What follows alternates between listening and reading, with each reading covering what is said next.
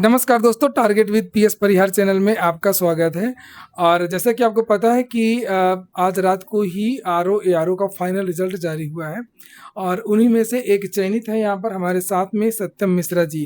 और इनका चयन हुआ है। सत्यम जी, आपका इस चैनल में बहुत बहुत स्वागत है। थैंक यू परिहार सर, हम लोग तो आपके पुराने व्यूअर हैं। पहले भी कह रहा था, अभी भी कह रहा हूँ। बहुत बहुत धन्यवाद। जी सर, जी सर। कैसा लग रहा है सिलेक्ट होकर कितने दिनों बाद? हाँ, 24 का रिजल्ट खराब हो गया था, तो अब इसमें थोड़ा ये है कि जैसे मरहम का काम कर रहा है ये रिजल्ट, तो मोटिवेट कर रहा है कि नहीं, हाँ मेहनत करनी चाहिए, लगे रहना चाहिए, आज नहीं तो कल होगा।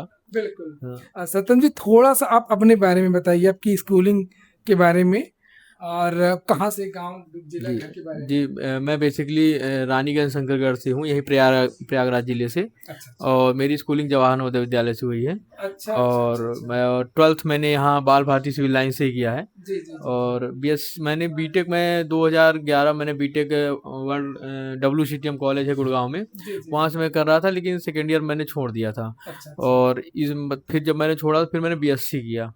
और बीएससी के बाद मैंने बीटीसी वगैरह भी किया जब मैं घर में अच्छा, बिजनेस। टीचिंग के लिए भी आपने हाँ हाँ, लेकर के चले थे? हाँ मैंने बीटीसी में कर रहा था उस समय। मतलब पहले तो मेरा इधर आने का कोई वो था ही नहीं।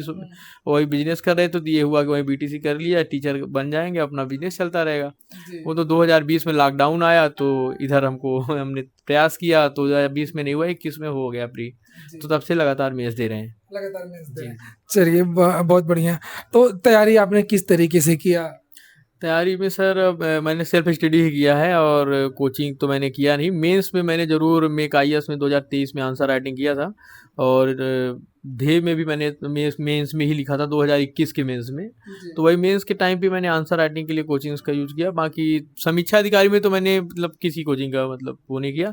हाँ, जीएस वर्ल्ड सर में जो नीरज सर हैं, तो उनका योगदान रहा है। उन्होंने काफ़ी मोटिवेट किया है इसमें, इसके लिए, समीक्षा अधिकारी के लिए। अच्छा, इस हाँ बारे में। हाँ, जो इस एग्जाम थे। जी और मतलब वो मतलब गाइड करते रहते थे कि ये चीज़ें देख लो सत्यम, ऐसे ऐसे हो जाएगा। वो मतलब वो बहुत शानदार व्यक्ति हैं, आप जान ही रहे हैं जी उनको। जी जी।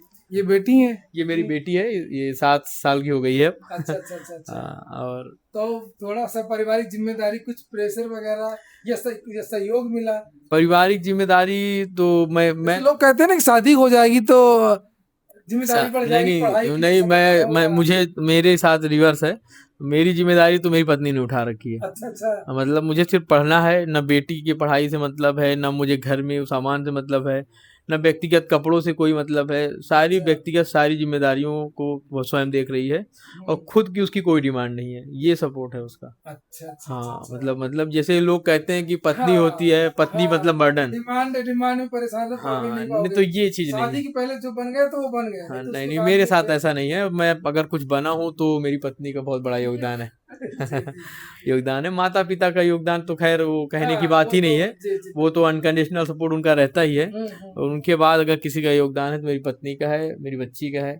और हमारे एक मित्र हैं विनय भाई, अच्छा उनका है। अच्छा विनय अच्छा। सिंह, एसओ एयरपोर्ट, आप जान ही रहे होंगे हाँ उनको। हाँ हाँ हाँ, हाँ तो इस समय भी है सर। हाँ, इस समय है यहाँ वहाँ पे। जी जी वो हैं शैलेंद्र सिंह है एक हमारे मित्र। जी जी जी। और मतलब काफ़ी लोग हैं, तो कुछ लोग हैं जो बहुत खास हैं। शिवम गुप्ता हैं और माधव उपाध्याय, ये सारे लोग हैं मतलब। अच्छा, कभी कभी जैसे अभी आपने बताया कि 24 में नहीं हुआ या इसके पहले दो तीन रिजल्ट में नहीं हुआ, तो कभी उदासी नहीं लगती थी कि क्या? सर मैं 2021 में मैंने मेंस पहला दिया, तो मुझे लगा कि पहला प्री था, जैसे हाँ, पहली बार हुआ तो उत्साह था, पता ही नहीं चला कि कैसे मेंस दे दिया। जी। तो 2022 में भी इसी तरह निकल गया। 23 में मैंने पढ़ के दिया था। हम्म जब 23 में मेरा नहीं हुआ तो मुझे लगा कि मैं गलत ट्रैक पे तैयारी कर रहा हूँ। फिर मैंने काफ़ी सुधार किया 24 में, हम्म। क्योंकि मेरे साथ ही था माधव, उसका एसडीओ में हो गया था। हम और अच्छा माधव साथ में ही लिख रहे थे। अच्छा। और मतलब माधव की तैयारी अच्छी थी, तैयारी मेरी भी अच्छी थी। मतलब उसकी बेहतर रही होगी, मेरी में कुछ कमी रह गई होगी, तो मेरा नहीं हुआ।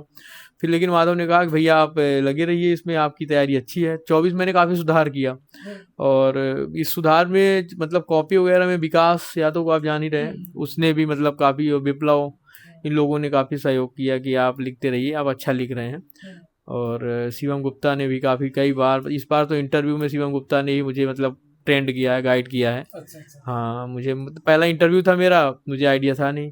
तो इंटरव्यू में 24 वाला इंटरव्यू? हाँ 24 वाले इंटरव्यू दिया था मैंने सर।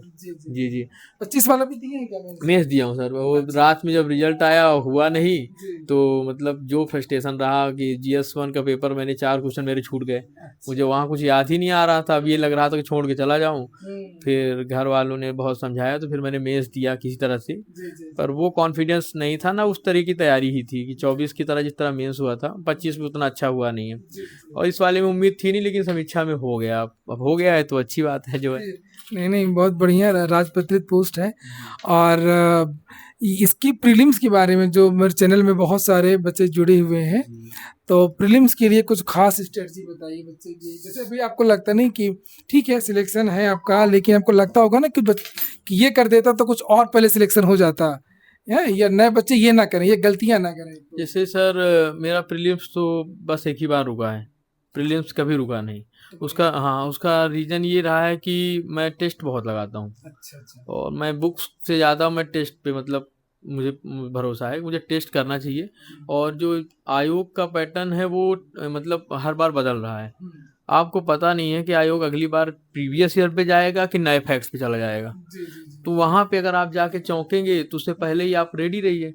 तो आप कई कोचिंग का अगर आप टेस्ट लगाते हैं तो वो हर कोचिंग का अलग अलग पैटर्न है पेपर कराने का। तो मुझे जो लगता है पीटी के लिए 2 कोचिंग बेहतर काम कर रही हैं, मतलब उनके टेस्ट लगाने लायक है। एक दृष्टि का भी टेस्ट लगाने लायक है PCS के लिए, और ध्येय का, इनका प्री के लिए बहुत अच्छा है। मैं इनका मतलब मैं तो हालांकि मैं कोई भी टेस्ट नहीं छोड़ता हूँ। PCS के मार्केट में जितने भी टेस्ट आते हैं, कभी 30 कभी 45, मतलब मिनिमम इतने टेस्ट लगा के जाता हूँ मैं। तो आप टेस्ट लगाइए और करंट पे इतनी कमांड रखिए कि आपके 100% एक्यूरेसी रहे करंट के फैक्ट पे। मतलब करंट कैसे कहते हैं? करंट में सर जैसे लोग 1 महीने का अगर साल भर का फॉलो करते हैं, तो मैं 6 महीने का फॉलो करता हूँ मंथली। और उसमें कम कम 4 से 5 सोर्सेज मैं लेता हूँ। जैसे मैं जय हो का लेता हूँ monthly, study for civil service का मंथली लेता हूँ, और जो भी मार्केट में मिल गए मंथली, जैसे क्रॉनिकल पतली वाली मैं उसको 3 तो मेरा फिक्स है, जय हो, स्टडी फॉर सिविल सर्विस और क्रॉनिकल, इनको मैं मंथली देखता हूँ 6 महीने का।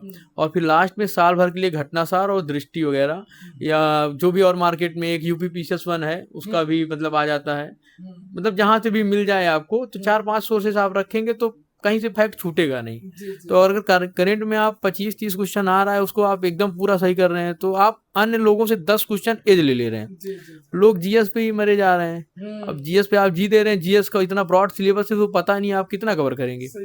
तो ये चीजें हैं, लड़के मेहनत कर रहे हैं, थोड़ा सा मुझे लगता है अगर देखना चाहिए। बाकी अब बहुत ज्यादा गाइडेंस क्या ही दी जाए। न्यूज पेपर का क्या योगदान है करंट में? सर मैं तो न्यूज़पेपर पढ़ता नहीं हूँ। मैंने इंटरव्यू में पढ़ के गया था, लेकिन पैनल ने पूछा नहीं कुछ मुझसे। और न्यूज़पेपर मैं रेगुलर नहीं देखता हूँ सर। वैसे मैं यूट्यूब पे मैं देखता हूँ, जैसे कुछ लोग हैं, जैसे अंकित अवस्थी का एक चैनल है, आप जान रहे होंगे, वो मतलब IR पे मैं देखता रहता हूँ उनको। बस इसी तरीके से देखता हूँ। आप लोगों के देख लेता हूँ चैनल, आपका है अभिवांशु। मेरा चैनल कब से देख रहे हैं सर? आपका चैनल तो मुझे लग रहा है मैं जब तैयारी कर रहा हूँ तभी मैं बताया ना, मैं आशीष भाई लोगों से अभी परिचित हुआ। आपसे मैं व्यक्तिगत मुलाकात हुई नहीं सर, लेकिन मैंने कई बार आपको देखा था, आयोग में आता जाता था। मतलब मेरा भी सर्किल बड़ा है, सारे सिलेक्टेड लोग हैं, तो आना जाना रहता था, लेकिन व्यक्तिगत आपसे मुलाकात हुई नहीं। लेकिन आपसे हम लोग मतलब आपके जब पहले शुरू में हम लोगों के जब संबंध नहीं थे लोगों से, तो खबरों के लिए कि कब वैकेंसी आ रही है, कब क्या हो रहा है, तो आपका ही चैनल देखते थे। अब भी देखते हैं, जब चीजें फंसने लगती हैं तो देखते हैं कि सर क्या कह रहे हैं। बहुत बहुत धन्यवाद। दोस्तों से कहिएगा कि सब्सक्राइब भी कर लें सब लोग। चलिए ठीक है, तो बहुत बहुत धन्यवाद, और इसी तरीके से आप आगे बढ़ते रहिए। कुछ संदेश देना चाहते हो नए छात्रों को, दे सकते हैं? मैं नए छात्रों से एक ही चीज़ कहूँगा सर, कि जब 24 का मेरा रिजल्ट पॉजिटिव नहीं रहा, तो मुझे लगा कि शायद PCS में मैं आके फंस गया हूँ।